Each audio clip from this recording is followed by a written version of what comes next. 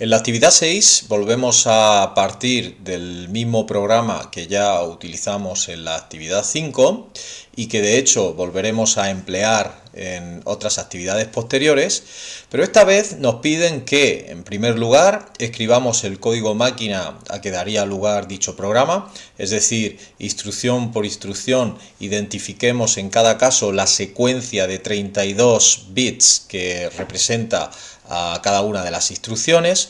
Suponemos para ello que las instrucciones se depositan en memoria a partir de la dirección de memoria 0x00400010. Después nos piden que supongamos que el valor de $2 es 10 y que para el procesador multiciclo que hemos visto en clase calculemos cuántos ciclos se requieren en total para ejecutar este código, asimismo qué CPI se obtiene. Nos dicen después que calculemos el tiempo de CPU asumiendo una frecuencia de 2 GHz, para ello ya veréis que vamos a utilizar los resultados que hemos obtenido en el ejercicio 2. Y por último nos indican que expliquemos qué instrucción y en qué etapa se están ejecutando en dos ciclos, concretamente en el ciclo 18 y concretamente en el ciclo 127. Nos dicen que contemos a partir del ciclo 1. Comencemos escribiendo el código máquina que obtendríamos a partir del código ensamblador. La semana pasada ya vimos para cada una de las instrucciones el formato que se utilizaba en su codificación. Ahora se trata de, en cada caso, utilizando ese formato, ver los valores concretos que les corresponden a cada uno de los campos. Entonces vimos cómo hay dos instrucciones que utilizan el formato R, concretamente las dos instrucciones ADD. Luego tenemos varias instrucciones que utilizan el formato I, la instrucción de salto condicional, las dos instrucciones de acceso a memoria, es decir, la de carga y el almacenamiento, las dos instrucciones ADI y la última instrucción de almacenamiento y una instrucción que utiliza el formato J, que es en este caso la instrucción J. Bien, comenzamos por la primera instrucción, la instrucción ADD. Como nos dicen, esta instrucción se ubica a partir de la dirección de memoria 00400010. Es decir, los 32 bits que componen esta instrucción se ubicarán en esta dirección de memoria. Entonces, en esta tabla vamos a ir poniendo el código máquina de cada una de las instrucciones. En la última columna hemos vuelto a marcar el formato que se utiliza en cada caso y en la penúltima columna tenemos cada una de las instrucciones, utilizando código de colores para determinar cada uno de los campos de la instrucción a qué información da lugar en el binario escrito en este caso para esa misma instrucción. Entonces, por ejemplo, la primera instrucción es una instrucción de suma, como hemos visto, en la cual se suma el contenido del registro $0 con el contenido del registro $0 y el resultado se almacena en el registro $1. Obviamente, a partir de que es una instrucción de suma, nosotros podemos determinar los 6 bits del código de operación, que sabemos que valen 0, y los 6 bits del código de función, que en el caso de la instrucción de suma, su valor es 100000. No tenéis que saberos ni los códigos de operación ni los códigos de función en el caso de las instrucciones de tipo R. Esta información se os dará en el enunciado de los ejercicios o si no se da, se os dirá explícitamente que inventéis los códigos de operación y los códigos de función. Bien, en el formato R, como hemos visto, los 6 primeros bits son el código de operación, los 6 últimos bits el código de función. Después del código de operación, los 5 bits siguientes se utilizan para codificar el primer registro a leer, en este caso el registro $0. Los 5 bits que vienen a continuación, el campo RT, codifican el segundo registro a leer, que en este caso, bueno, pues va a ser también el registro 0, y a continuación el campo RD con 5 bits codifica el registro destino, que en este caso es el registro 1.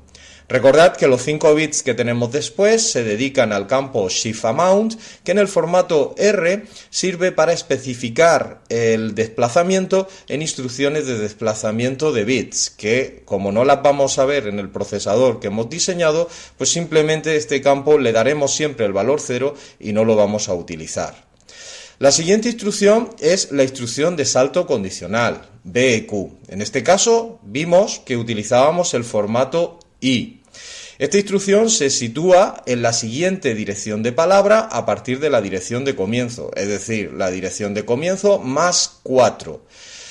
A partir de BEQ nosotros determinamos el código de operación. En este caso le corresponde el código 000101.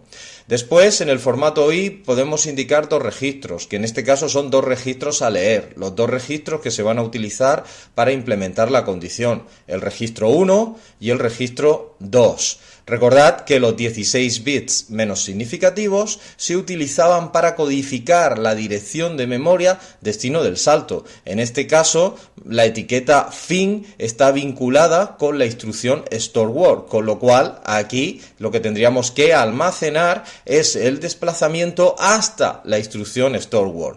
Recordad que utilizábamos el modo de direccionamiento relativo al PC. Concretamente, lo que hacíamos era codificar el número de palabras, el número de instrucciones, desde la instrucción siguiente a la instrucción de salto, es decir, la instrucción que vamos a ubicar aquí, que ya veremos que será el load word, hasta la instrucción destino del salto, esta de aquí. Si el salto es hacia direcciones de memoria mayores, como es el caso, este desplazamiento será un entero positivo. Si es hacia direcciones de memoria menores, es decir, la etiqueta está detrás en el código, pues en ese caso el desplazamiento sería un entero negativo. En este caso, lo único que debemos hacer es contar el número de instrucciones desde la instrucción siguiente a la instrucción de salto, es decir, desde el load word hasta el store word, ¿vale? Entonces, si fuese el load word, obviamente tendríamos un más 0, el add más 1, store word más 2, más 3, más 4, más 5, más 6, ¿vale? Entonces ese desplazamiento es de 6 instrucciones a partir del load word. Y esto es lo que codificaríamos en los 16 bits menos significativos de la instrucción. Bien, la siguiente instrucción con la que tenemos que trabajar es el load word, que utiliza un formato I. En este caso, el código de operación del load word es el que veis aquí, 100011. Después tenemos un registro que siempre se lee, en este caso es el registro que constituye la base de la dirección de memoria, es decir, el registro 3. Luego tenemos un registro que en el load word es un registro a escribir, es decir, donde vamos a almacenar el dato leído de memoria, el registro 10. Y finalmente los 16 bits menos significativos los utilizamos para codificar lo que sería el desplazamiento con respecto al contenido del registro base, es decir, en este caso un valor 0. A continuación tenemos otro ADD, este ADD de aquí, que se codificaría pues siguiendo los pasos que hemos visto en el primero, es decir, código de operación 0, código de función 100000, luego se indica el primer registro a leer, el $10, segundo registro a leer, el 4, registro destino, el 10 y shift amount a 0. Obviamente, fijaos cómo cada una de las direcciones la hemos ido incrementando en 4. A continuación tenemos el store word. Este store word vuelve a utilizar formato I y la codificación es similar a la del load word. Es decir, en primer lugar colocamos el código de operación, los 6 bits más significativos que en el caso de un store word valen 101011. Después un registro siempre a leer, es decir, el registro base de la dirección de memoria, en este caso el registro 3. Luego otro registro que en el caso del store word es un registro a leer, es decir, recordad, el contenido de este registro se almacena en esa posición de memoria, en este caso el registro 10, y finalmente, como en el caso del load word, colocamos aquí el desplazamiento con respecto a lo que sería la base. Luego tenemos la instrucción ADI, ¿vale?, que comenzaría en la dirección, en este caso 00400024. El código de operación del ADI es 001000, tal cual veis aquí. Luego tenemos un registro a leer, el registro 3, un registro a escribir, de nuevo el registro 3, y finalmente Los 16 bits menos significativos del formato I se utilizan para codificar lo que sería el segundo operando, utilizando el modo de direccionamiento inmediato. Luego tenemos un segundo ADI que se codifica de manera análoga y cerrando el bucle tenemos la instrucción J bucle. Esta instrucción utiliza el formato J. Y básicamente tenemos que los 6 bits más significativos codifican el código de operación, que para el J es 000010, y los 26 bits siguientes codifican la dirección destino del salto. En este caso la etiqueta bucle está asociada con la instrucción BEQ, con lo cual lo que se codificaría aquí serían 26 bits de la dirección que tiene asociada la instrucción BEQ, que es lo que aquí hemos marcado en rojo. Bien, ¿cómo se codifica o qué 26 bits se codifican aquí? Bueno, pues echamos un vistazo a esta dirección en binario y obtenemos esto. Si observáis las direcciones de memoria de todas las instrucciones, son múltiplo de 4, es decir, los 2 bits menos significativos son siempre 00, con lo cual, ¿para qué vamos a almacenar aquí los 2 bits menos significativos si sabemos que son siempre 0? Entonces, los primeros bits que podemos eliminar son los 2 bits menos significativos. Recordad que después lo que hacemos es no codificar los 4 bits más significativos y cogerlos del PC cuando decodifiquemos la instrucción y construyamos la dirección destino del salto. Estos 26 bits que resultan son los que empaquetamos en el formato J en los 26 bits menos significativos. Por último, tenemos la instrucción store word, que ya está fuera del bucle, que se codificaría pues de forma análoga a la store word que tenemos dentro del bucle, es decir, se utiliza un formato I, el código de operación pues es el que ya hemos visto, 101011, después tenemos el registro a leer, el primer registro a leer en el caso de un store, que es el registro base de la dirección de memoria, luego tenemos el segundo registro a leer, que en este caso es el registro 1, y finalmente la cantidad de desplazamiento con respecto al contenido del registro base.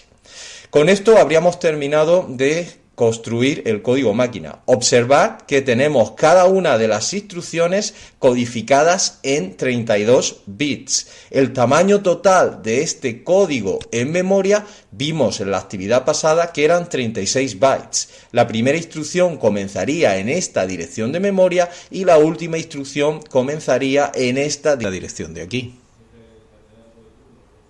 A continuación vamos a calcular el número total de ciclos que se necesitan para ejecutar el código en el procesador multiciclo visto en clase y el CPI resultante, asumiendo que $2 contiene el valor 10.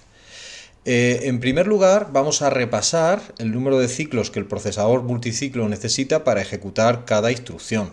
Entonces recordad, una instrucción ADD son 4 ciclos los que se necesitan, para BEQ el procesador necesita 3 ciclos, loadword es la instrucción más larga y requiere 5 ciclos, ADD ya hemos dicho que 4, en este caso la instrucción de almacenamiento eran también 4 ciclos, los mismos que necesitábamos para la instrucción ADI. La instrucción J eran 3 ciclos y ya hemos comentado que una instrucción de almacenamiento requiere 4 ciclos. En la actividad pasada vimos cuántas veces se ejecutaba cada instrucción. Básicamente el código es un bucle en el cual tenemos una instrucción BEQ, que es la que hará que salgamos del bucle cuando el valor de $1 alcance al valor contenido en $2. El registro $2 nos dicen que tiene un valor de 10. Por tanto, cuando el valor de $1 alcance ese 10, el salto se tomará y se continuará la ejecución a partir de la instrucción que tenemos a continuación de la instrucción J, es decir, en este caso la instrucción de almacenamiento que está etiquetada con fin. Vemos que $1 se inicializa con el valor 0 en la primera instrucción del programa. En cada iteración del bucle, $1 se incrementa en una unidad. De esta manera veíamos que la primera instrucción del programa se ejecutaba una sola vez, puesto que estaba fuera del bucle, al igual que la última, mientras que la instrucción BEQ se ejecutaba 11 veces. Esto era porque el cuerpo del bucle se ejecutaba 10 veces. Por tanto, las instrucciones del load word a J se van a ejecutar un total de 10 veces. Bien, si multiplicamos el número de veces que se ejecuta cada instrucción por el número de ciclos que implica, podemos calcular el total de ciclos por instrucción. Así, la primera instrucción, ADD, se ejecuta una sola vez y son un total de 4 ciclos, con lo cual resulta en un total de 4 ciclos. El BEQ se ejecuta 11 veces y en cada una de las veces son 3 ciclos los que necesita, con lo cual el total de ciclos que involucra la instrucción BEQ es de 33. El load word necesitaría en total 50 ciclos, el ADD, puesto que se ejecuta también 10 veces, serían 40 ciclos, los mismos que el store y las dos instrucciones ADI. La última instrucción del bucle, el J, se ejecuta 10 veces, a 3 ciclos por vez son un total de 30 ciclos, y la última instrucción, el último almacenamiento, sería un total de 4 ciclos. Si sumamos el total de veces que hemos ejecutado cada instrucción, obtenemos el número total de instrucciones ejecutadas, 73, que también calculábamos en la actividad de la semana pasada.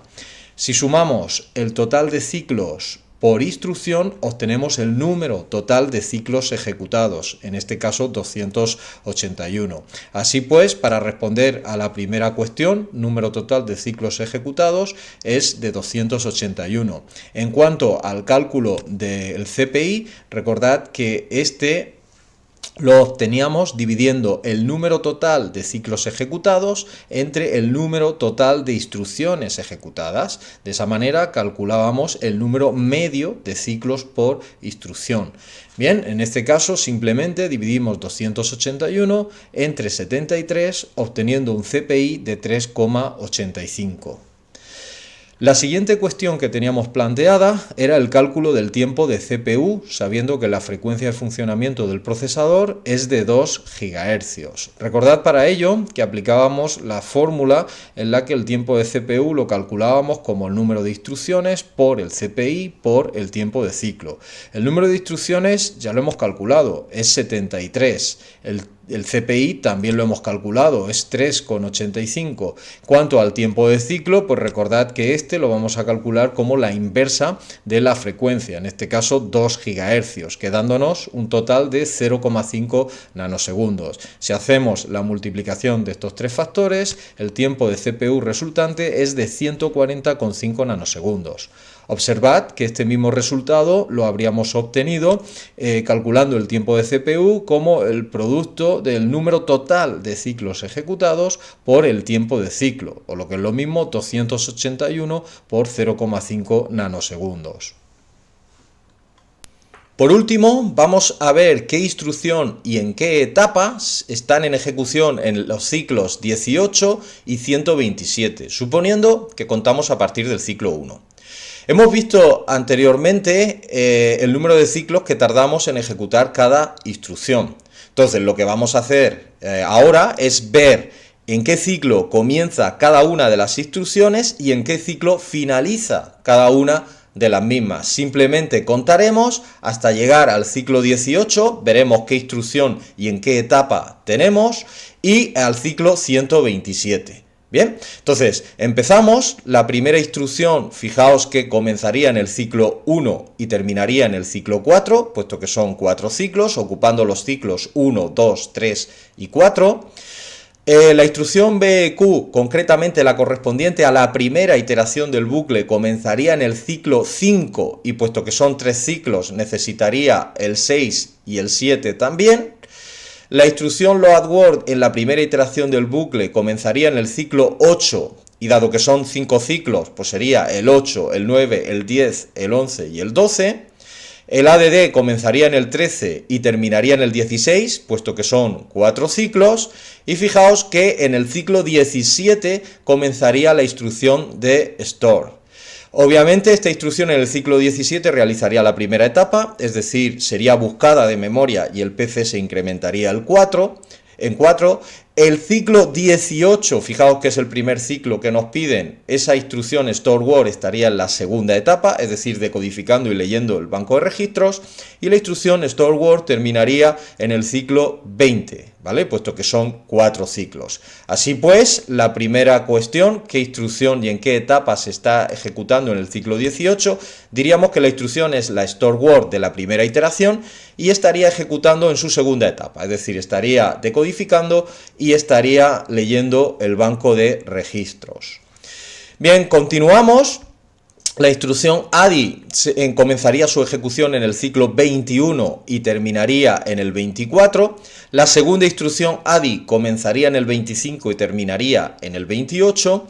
La instrucción J, que cierra el bucle, comenzaría en el 29 y terminaría, fijaos, en el 31, y a partir del ciclo 31, concretamente en el 32, daos cuenta que volveríamos a ejecutar la instrucción BEQ, bien, que necesitaría los ciclos 32, 33 y 34, y comenzaría la iteración 2.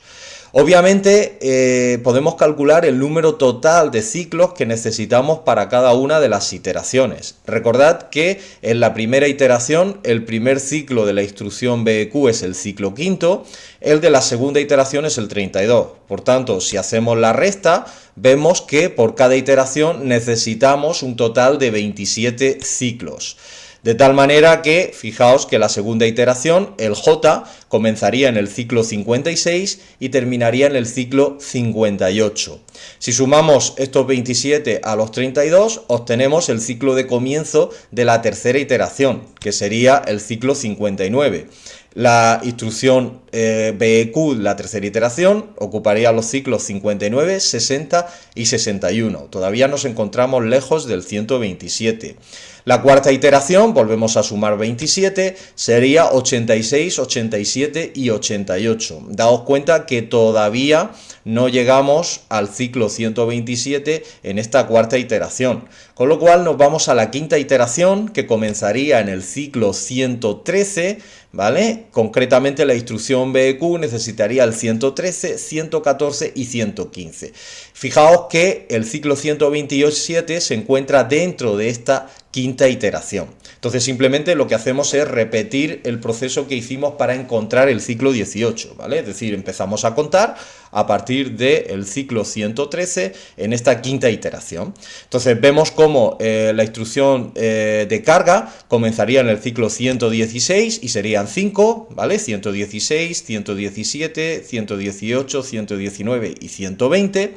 La instrucción de suma comenzaría en el 121 y terminaría en el 124, los 4 ciclos que necesita, mientras que el store word dentro del bucle comenzaría en el 125, ¿vale? En el 126 haría la segunda etapa, en el 127, que es el ciclo que nos piden, realizaría la tercera etapa, es decir, básicamente estaría ejecutando con la ALU para calcular la dirección del almacenamiento, ¿vale? Y terminaría en el ciclo 128. Así pues, respondiendo a la cuestión que nos plantea, en el ciclo 127 estaríamos ejecutando la instrucción store word de la quinta iteración, concretamente en la tercera etapa, es decir, estaría utilizando la ALU para calcular la dirección de memoria del almacenamiento. Pues bien, hasta aquí la solución de la actividad de la semana 6. Las dudas que tengáis vamos resolviéndolas en tutorías.